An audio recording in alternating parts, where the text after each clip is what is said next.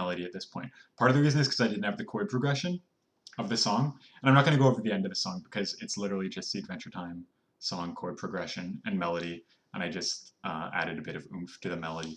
But for this part, I had this recorded.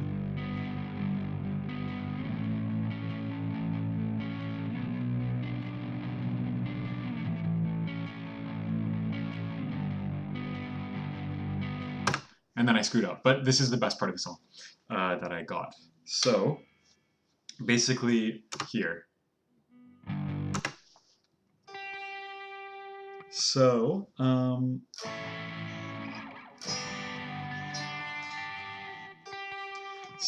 this chord that I'm playing is a G. So I start the melody with a G, because that way I know it's going to be in key with the chord. Generally using the note that the chord is playing, like it's never going to be a sour note. So that's what I started with.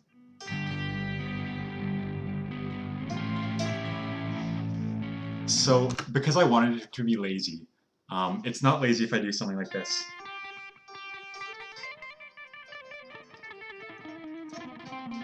I don't know, that obviously sounded terrible because I was improvising and I don't think this guitar effect is meant for tapping. But basically, the idea is I have this root note and I don't want to start straying from it instantly and going all over the neck. So instead I wanted to linger on it. So to do that, it's not interesting to just keep doing this. So I added other notes beneath it to sort of emphasize it. So I tried different intervals, like I tried doing this.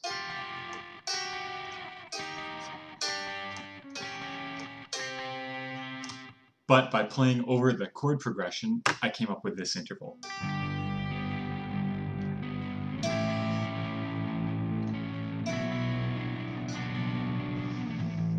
So those, with the exception of the first note, all of those were two notes. So I played the G.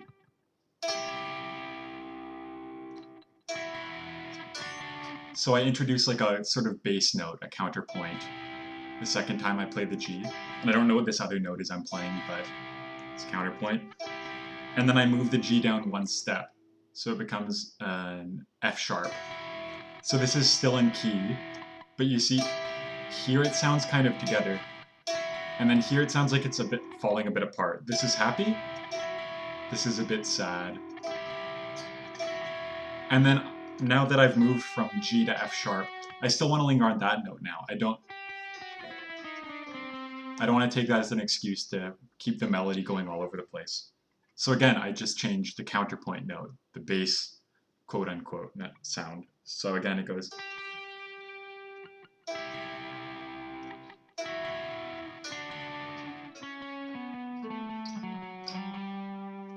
And that's the start and also the best part of the melody that I played over this chord progression. So I'll play it over the chord progression now.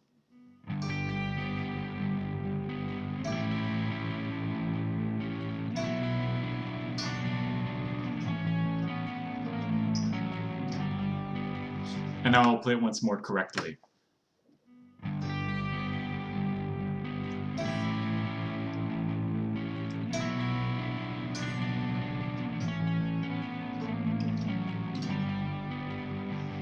Okay, I still didn't play it correctly, but I basically played it correctly. Yeah, so I'm not really going too much into like what mode I was using because I didn't know what mode I was using, and I still don't, though now I could figure it out. But it's more just the idea of what I wanted to get across with this song. I wanted something lazy and pastoral, and I wanted something almost kind of melancholic. And I just was able to accomplish that by using different chord progressions, by slightly changing the chord progressions based on just how they felt, and choosing my melodies in a way that sort of gets it across, like making sure not to, like, trying to dwell in the same sort of area of the fretboard, while still introducing enough variance to keep it interesting. And normally I don't play guitar like that. Like normally everything that I write is really fast, and normally I'm like, I mean, the song Cedars that I'm probably going to talk about goes like.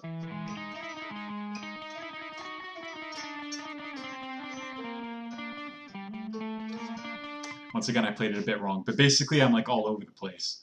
And I'm playing, like, I'm keeping the tempo up, so. But that's like a good example of how you can, I don't know, you try to use like rhythms and intervals and stuff like that to keep your music interesting. Um, yeah, so let me move on to one that I wrote more recently. It's just kind of hard for me to talk about this song because this song I just wrote so long ago that my head's not really in the same place where it used to be. So I'll talk about one that I wrote more recently, which is Cedars. It's not completely written, but that means I can talk about where I want to take it, and what I've done with it so far is already fresh in my head. So I'm going to change. You still with me, Mez? Am I boring you? Am I going too slowly? Um, anyways.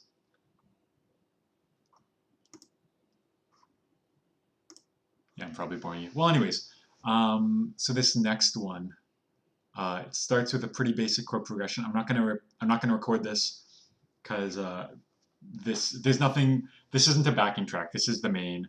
Um, like this is the entire song for a bit. Basically, I play. Oh, awesome! That's cool. I'm gonna upload this onto YouTube probably as well, so you can go back and watch there too. So I start by playing this E major, and then I take it to an A, or A minor. Oh, sorry, that's not an A minor. That's I take it to an A flat minor. So E major. Oh my gosh, I suck. Okay, again, E major.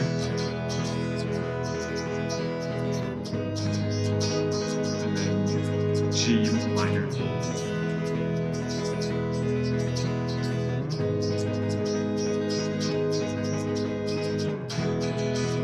So this is a 1-3 chord progression. Again, I didn't know that when I wrote this song.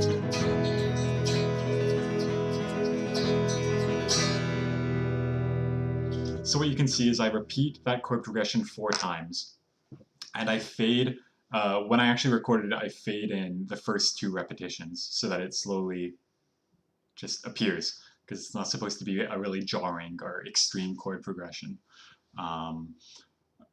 So the idea is I go from a major to a minor chord. So basically with music, like no matter what scale you're in, you're generally going to be going between major and minor chords. That's just the way the notes fall into chords. Like if you play all 7 notes in a scale as minors, then you're actually using all 12 notes of the you're using like all 12 notes, like all sharps and flats and everything like that, because that's just how the minor works out. That's just how the intervals have to work out. So basically you are going to end up shifting between major and minor unless you restrict yourself to a few scales, or you just throw caution to the wind and use minor only, which can work sometimes. There's a song called Vedenetter by Fist that goes like this.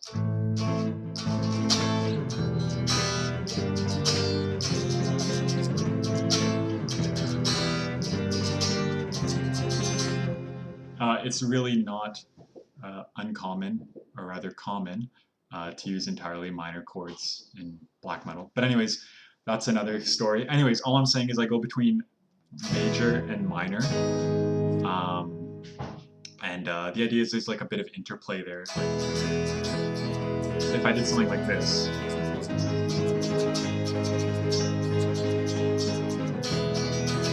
It sounds oppressively happy. There's no sense of intrigue there. Like it sounds, oh, this song I'm just going to be in for a good old time. Nothing interesting is going to transpire probably. But by going between this major and this minor, there's a sense of what's the word? Like duality, a sense of like conflict, I guess you could say. And then after I've played the 4th repetition, then I play the E major a couple times. And then I make it a minor. And then I let the sound decay. So that again adds a bit of conflict and it makes you wonder, I wonder what's going to happen next. And then at this point, the lead guitar comes in over a new rhythm section. So Now for this one, I'm going to record the rhythm, or sorry, talking a mile a minute right now. For this one, I am actually going to record the melody first because that's actually how I recorded this song. The very first thing I came up with for this song was the melody. So at this rate, I don't know if I'm going to write another song tonight, but I'm definitely going to get through this song because I think I have a decent amount to talk about. So in coming up with a melody, it helps to be able to play an instrument. Piano is probably fine. I've never written a melody using a piano, but I can't see why it wouldn't be fine. But I basically messed around with, like, you know, I just played stuff.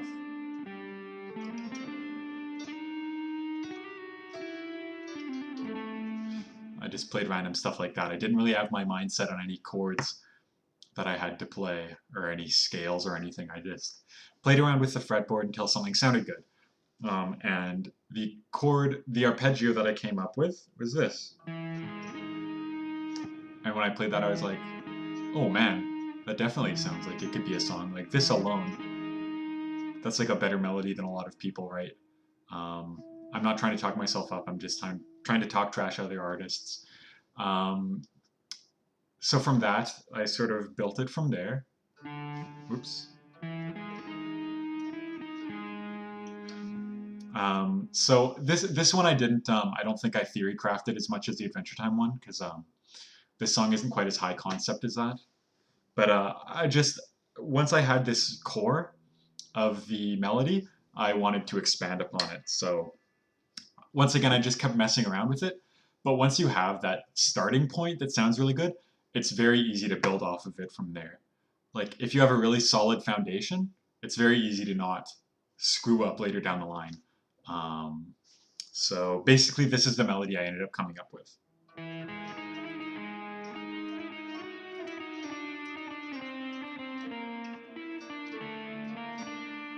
As usual, I screwed it up, so let me play it again.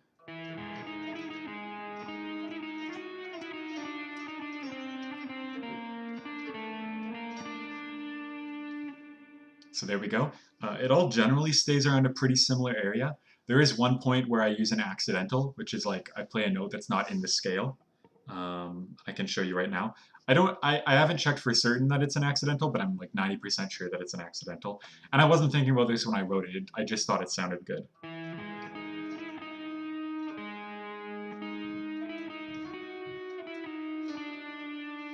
This one isn't in the original scale.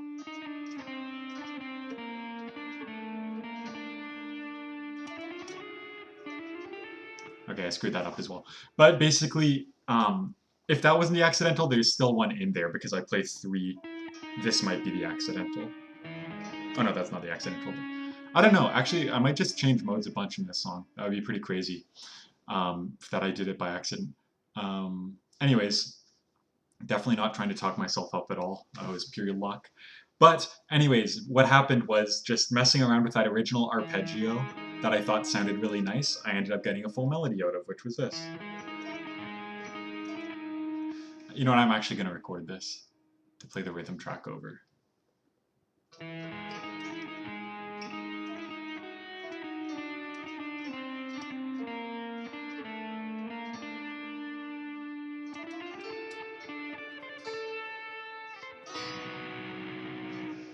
So there we go. We have a pretty decent melody. At this point, I needed something to play over it. Now, fortunately, the very first note is an E. And guess what? The chord progression that I was playing was E major, A flat minor, E major, E minor. So basically, if the melody that I'm playing with starts at E, that means I can use this chord again. Now, I've already established this song as having like an E major tonic.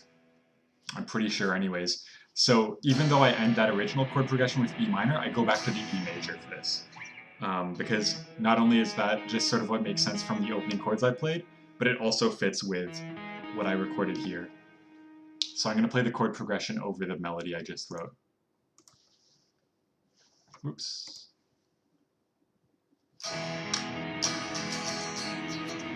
Sorry, let me change your ear. If you're on stereo, this should make it